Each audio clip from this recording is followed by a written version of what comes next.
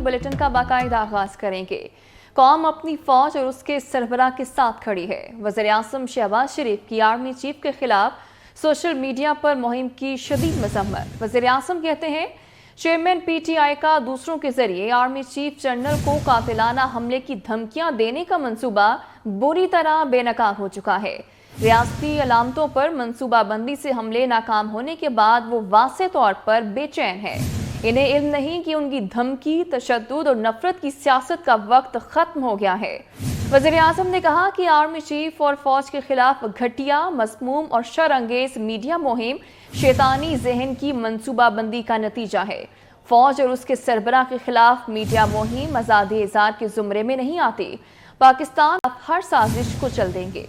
शरपसंदों की सरकोबी के लिए फ्रांस का फास्ट ट्रैक जस्टिस सिस्टम दुनिया के लिए मिसाल बन गया। पुलिस के हाथों नौजवान की हलाकत के बाद शरपसंदों ने एहतजाज के नाम पर कई रोज तक मुल्क को यरगमाल बनाए रखा। फ्रांसीसी हुकूमत ने शरपसंदों के फास्ट ट्रैक ट्रायल के लिए फौरी कानून साजी की। पार्लियामेंट से बिल पास करवा के पुलिस की आवाम के मोबाइल फोन्स और इंटरनेट तक रसाई मुमकिन बना दी। अब तक 26 शरपसंदों को फास्ट ट्रैक अदालतों में पेश किया गया, जिनमें से 22 पर फर्ज जुर्म भी आयद की जा चुकी है। PTI का हिमायती पाकिस्तान हाई कमीशन को नुकसान पहुंचाने का मुजरिम करार। 51 साला आमिर वसीम चौधरी ने चेयरमैन PTI की गिरफ्तारी पर एहतजाज करते हुए 18 मई को लंदन में पाकिस्तानी हाई कमीशन को नुकसान पहुंचाया। 18 मई की रात आमिर वसीम चौधरी हाई कमीशन के सामने एहतजाज के दौरान हकीकी आज़ादी के अलावा पाकिस्तानी हुकूमत और मुख्तलिफ इदारों के खिलाफ नारे भी लगाता रहा। PTI के हिमायती आमिर वसीम चौधरी ने बिल्डिंग में दाखिल होने की कोशिश की और एक खिड़की तोड़ दी थी। उसने बिल्डिंग में मौजूद सिफारती अमले को भी गालियां दी। वेस्टमिंस्टर मजिस्ट्रेट्स कोर्ट में आमिर वसीम चौधरी ने जुर्म से इनकार किया, लेकिन शवाहिद देखने के बाद जुर्म तस्लीम कर लिया। अदालत ने आमिर वसीम चौधरी को पाकिस्तानी हाई कमीशन को पहुंचाए गए नुकसान का इजाला करने का हुक्म दिया है।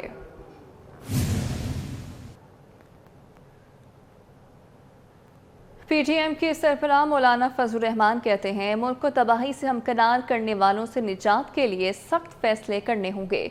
दहशतगर्दी के खात्मे के लिए भी रियासती सतह पर पॉलिसियों पर नजरसानी की जरूरत है।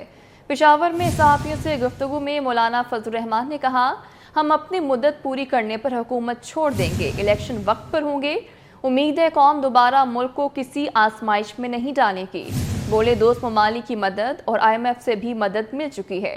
मौशी बेहतरी के साथ कीमतों में कमी आएगी। मुश्किलात के बाद अब बेहतरी की तरफ सफर शुरू हो चुका है।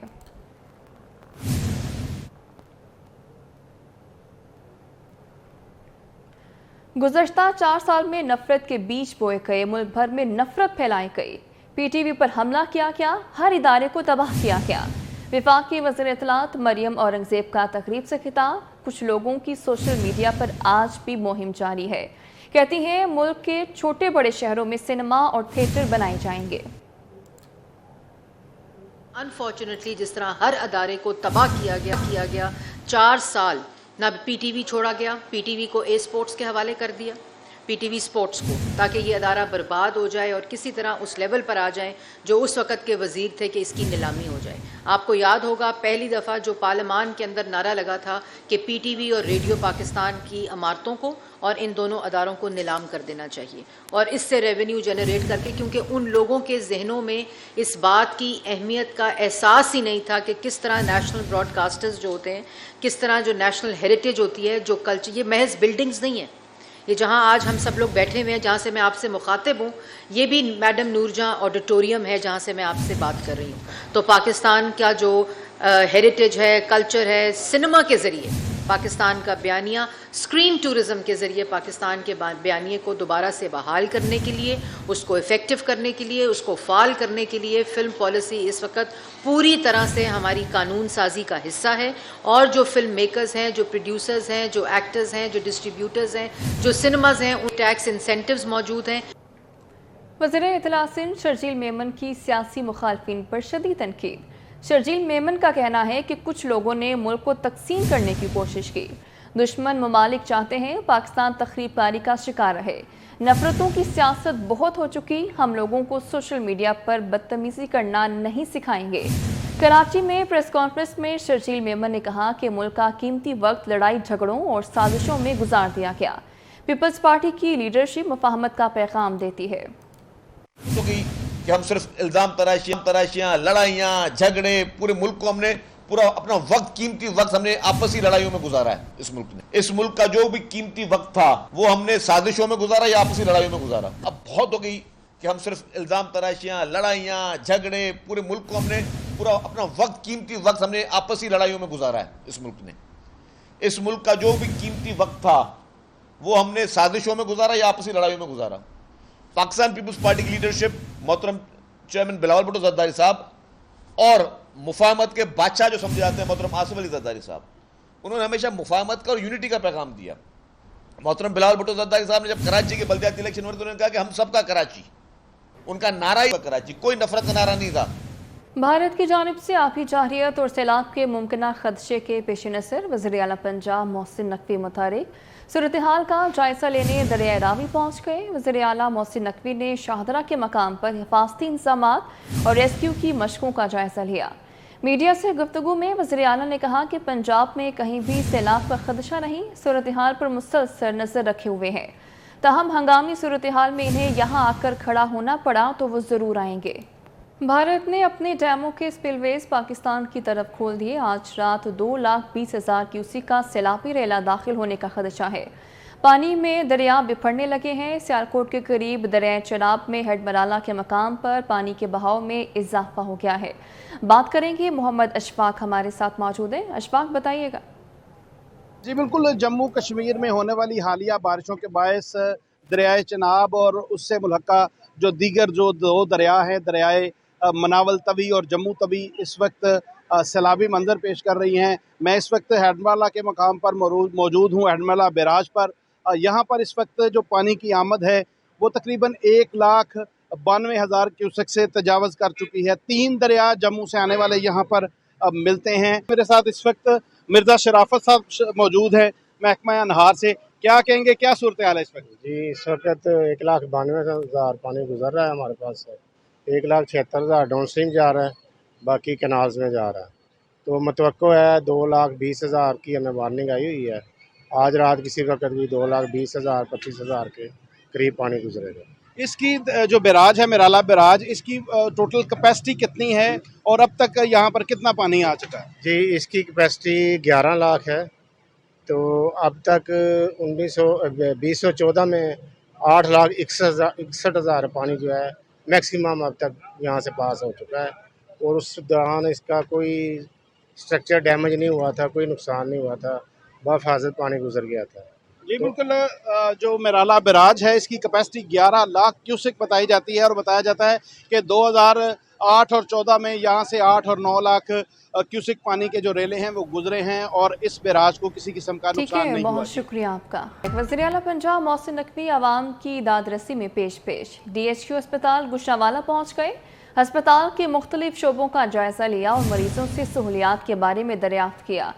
मरीजों और तीमारदारों ने शिकायत के अंबार लगा दिए। अस्पताल में AC बंद होने से वार्ड्स में हब से मरीज बेहाल थे। वज़ीर आला अस्पताल की सूरत हाल देखकर सख्त बरहम हुए। फौरी एक्शन लेते हुए DMS को ओहदे से हटा दिया। वज़ीर आला पंजाब मोहसिन नकवी आवाम की दादरसी में पेश हैं। DHQ अस्पताल गुजरांवाला पहुँच गए।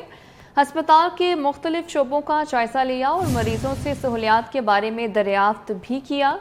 मरीजों और तीमारदारों ने शिकायत के अंबार लगा दिए। अस्पताल में AC बंद होने से वार्ड्स में हब से मरीज बेहाल थे।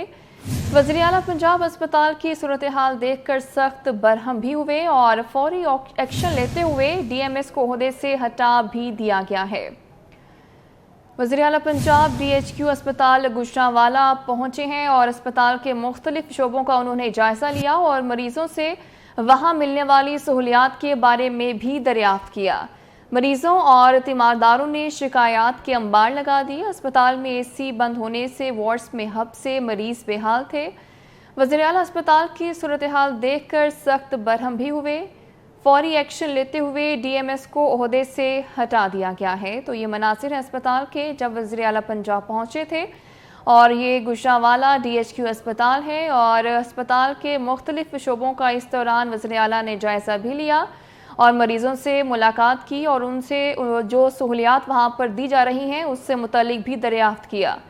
मरीजों और तीमारदारों ने शिकायत के अंबार लगा दिए। अस्पताल में AC बंद होने से वार्ड्स में हब से मरीज बेहाल थे। वज़ीर आला अस्पताल की सूरत हाल देखकर सख्त बरहम भी हुए। मादरे मिल्लत मोहतरमा फातिमा अली जिन्ना की 56वीं बरसी आज मनाई जा रही है। फातिमा जिन्ना 1944 से 1964 तक कायद-ए-आज़म हाउस में मकीम रहीं। हाउस को 1985 में पाकिस्तानी हुकूमत ने म्यूज़ियम में तब्दील कर दिया, जहां आज भी मोहतरमा फातिमा जिन्ना का फर्नीचर और ज़रूरतें ज़िंदगी महफूज हैं। बात करेंगे हमना निसार, हमारे साथ मौजूद है। हमना, बताइएगा। बिल्कुल, इस वक्त मैं कायद-ए-आज़म हाउस म्यूज़ियम पे मौजूद हूँ और कायद-ए-आज़म हाउस और ये यहाँ पे मोहतरमा फातिमा अली जिन्ना भी मुकीम थी काफ़ी अरसे तक। जी अस्सलाम वालेकुम रेहान साहब, आप बताइएगा क्या क्या चीज़ें यहाँ पे मौजूद हुई हैं, ये कौन सा रूम है उनका और क्या क्या चीज़ें यहाँ पे हैं? ये मैडम फातिमा जिन्ना का बेडरूम है। फातिमा जिन्ना इस हाउस में 1948 से 1965 तक मुकीम रही हैं, 17 साल। 1964 का जो इलेक्शन लड़ा था यूब खान से, वो इसी हाउस से लड़ा था। ये फातिमा जिन्ना का बेडरूम है। लेफ़्ट साइड पे आप देखेंगी फातिमा जिन्ना की ओरिजिनल स्लीपर्स रखी हुई हैं। यहाँ लोग आते हैं, विजिटर आते हैं, देख के जाते हैं और यहाँ सब सारे जो जगहों को बिल्कुल A to Z बताते हैं कि किस तरह क्या चीज़ें रखी हुई हैं और यहाँ सारी चीज़ें जो हैं बहुत ज़्यादा सेफ अंदाज में रखी हुई हैं। लोग देखते हैं, खुश होते हैं अपनी मादरे मिल्लत की चीज़ों को इस तरह अच्छे अंदाज में रखा हुआ देख कर। जी, बहुत शुक्रिया।